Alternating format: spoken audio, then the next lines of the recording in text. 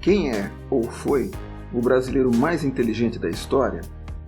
Sempre quando pensamos em pessoas muito inteligentes, um dos primeiros que vem à mente é Albert Einstein, que aparece sempre em posições de relevância nesses diversos rankings de inteligência disponíveis na internet.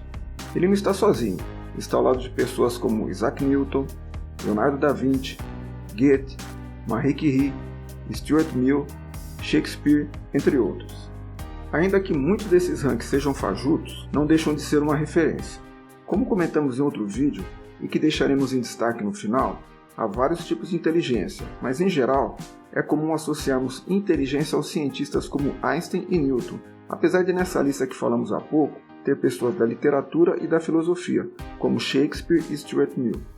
Como o Brasil não é forte nessa tradição das ciências, afinal, são poucos nomes que lembramos nessa área, como do físico César Lattes, temos a tendência em lembrar de bacharéis quando pensamos em pessoas muito inteligentes. Por exemplo, quando eu era criança, eu costumava ouvir que a pessoa mais inteligente do Brasil havia sido Rui Barbosa. Quando eu penso em um intelectual, o primeiro nome que lembro é José Guilherme Melchior, a quem considero o maior pensador brasileiro da história, prematuramente falecido aos 49 anos em 1991. De qualquer maneira, quando pensamos em uma pessoa inteligente, a gente imagina alguém que fez um curso superior em uma faculdade de ponta, coisas desse tipo. Haveria então algum brasileiro que não tenha feito faculdade ou curso famoso e que possamos chamar de gênio? Tem sim, e é sobre ele que falaremos um pouco hoje, do genial Milor Fernandes. Mas antes, não esqueça de deixar aquele joinha, se inscrever no canal, clicar no sininho das notificações e deixá-lo ativado para receber nossos novos vídeos. Milor Fernandes é muito famoso por suas frases. Por ter uma postura anti-ideológica, criticava, por meio de sua palavra escrita, tudo que considerava errado ou esquisito, sem que estivesse preso em um lado da disputa ou que estivesse alinhado a algum partido político. Por esse motivo, era mal visto por todos os lados, e foi assim que atraiu minha admiração. É dele essas frases. Chama-se de decisão rápida nossa capacidade de fazer besteira imediatamente. Disse o homem probo. Fiquei profundamente indignado com a tentativa de suborno. Pensei que valia muito mais. Onde comem um, comem dois, a metade do tempo. Todo político sábio fala duas vezes antes de pensar. O humor ácido e cortante, como podemos ver, está sempre presente. Já vamos trazer outras frases daqui a pouco, mas engana-se quem acha que Milor Fernandes só fazia frases. Fez muitas outras coisas, e provavelmente sua história de vida tenha contribuído nessa trajetória. Sendo órfão de pai aos 2 anos e da mãe aos 11, se vê separado de seus irmãos e foram espalhados em casas de parentes. Antes dos 15 anos de idade, começou a trabalhar numa revista muito famosa à época. Foi o segundo, mas certamente, emprego mais importante de sua vida, pois foi a partir dele que desenvolveu sua carreira nesse meio como escritor, tendo trabalhado nas mais importantes revistas e jornais brasileiros, apesar de ter iniciado como um simples contínuo. Escreveu dezenas de livros em prosa e poesia, peças de teatro, traduziu mais de 70 obras no inglês, incluindo textos do já citado Shakespeare, além de ser desenhista e ilustrador de traço único, com exposição de obras e premiação fora do Brasil, e ainda foi roteirista de filmes para o cinema. A capacidade de aprender era uma de suas marcas, afinal, aprendeu a língua inglesa sozinho com dicionários e livros. Outra característica marcante é o fato de não temer o novo, tendo sido talvez o primeiro escritor brasileiro a se comunicar por meio da internet com sua audiência. Era uma pessoa de coragem, não temia falar o que precisava ser falado. Vou deixar na descrição o link de 2 biografias disponíveis na internet.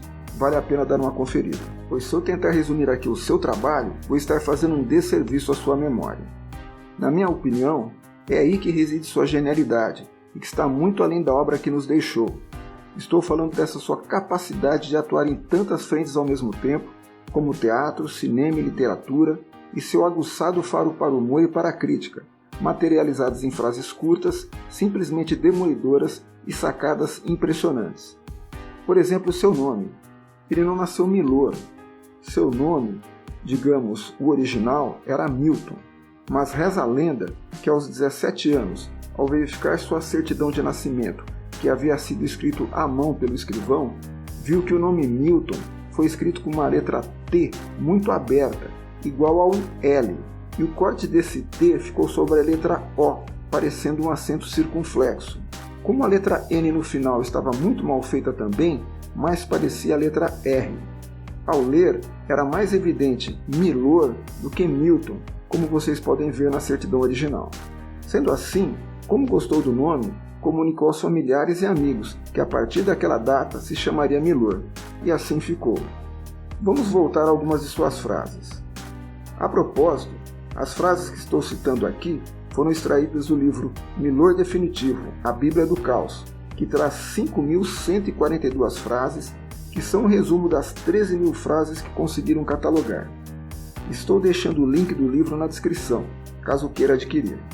Os políticos, em geral, estavam entre suas principais vítimas. Ao analisar um livro de um ex-presidente da República, disse que é um desses livros que quando você larga, não consegue mais pegar, de tão ruim que era. A respeito desse mesmo político, afirmou que nunca ninguém governou tão mal, tão bem. Sobre os políticos em geral, afirmou: esses políticos todos andam tão ocupados com salvar o país que nem têm tempo de ser honestos. Mas seus alvos não foram apenas os políticos. Intelectuais e economistas, ideologias e teorias eram acidamente criticadas, como também foram burocratas, a arte, a justiça e defeitos humanos como a inveja e a vaidade. E também não era só humor, eram verdadeiras reflexões sobre a vida. O fundamental não era o riso, mas como nos fazia pensar a respeito de tudo. Por exemplo, uma frase que ajuda a explicar o momento presente é: se você acha que está maluco, não está. Mas se você acha que todo mundo em volta está, então você está. Não é um retrato fiel de nosso tempo? Diversos temas podem ser interpretados a partir de seu pensamento. A respeito da efemeridade das coisas, afirmou: moda é tudo que passa de moda. Sobre o ressentimento, a frase "o criticado tem memória melhor do que o crítico" cabe muito bem, pois não nos esquecemos daqueles que nos magoaram. Apesar de estar presente em tantos espaços culturais, era avesso à fama ou a ser considerado uma celebridade. Permitia o termo notoriedade para se referir à maneira como encarava sua carreira profissional, pois afirmou que jamais fale a seu próprio respeito. Quando você sair, os outros se encarregam disso. Mas apesar da dureza com que lidava com os fatos da realidade, não era um insensível. Ao contrário, era pura sensibilidade. A frase "em agosto, nas noites de frio, a pobreza entra pelos buracos da roupa" carrega uma mensagem dura a respeito dos que passam tantas necessidades. Que falta sua presença faz nesse momento da história.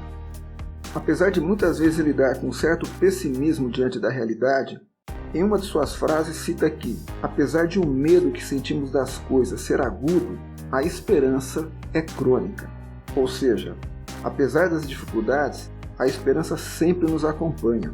É parte da nossa essência, é parte do que nós somos.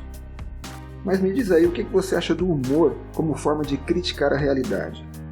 É algo que nos deixa alienados ou, ao contrário, entrega ao mesmo tempo indignação e alívio? Deixe nos comentários.